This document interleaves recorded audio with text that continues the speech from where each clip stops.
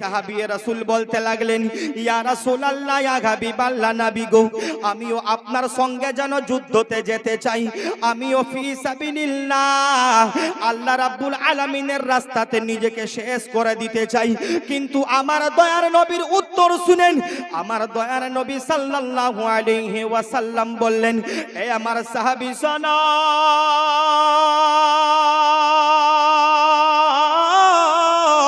আগে বলো বলো তোমার মা বাবা বেঁচে আছে কিনা। সেই সাহাবী রাসূল বলতে লাগলো, ইয়া রাসূলুল্লাহ, ইয়া হাবিবাল্লাহ, নবী গো, আমার বাবা দুনিয়ার মধ্যে বেঁচে নাই, কিন্তু আমার বয়স্ক মা বাড়িতে বেঁচে আছে। আমার দয়ার নবী সাল্লাল্লাহু আলাইহি ওয়াসাল্লাম বললেন, এই আমার সাহাবী শোনো, তোমাকে আল্লাহর রাস্তাতে তোমাকে জিহাদ করতে, যুদ্ধ করতে যেতে হবে না। তুমি মায়ের গিয়ে খিদমত করো, তোমার আমল নামার মধ্যে আমার আল্লাহ রাব্বুল আলামিন কবুল হজের সওয়াব দিয়ে দিবে।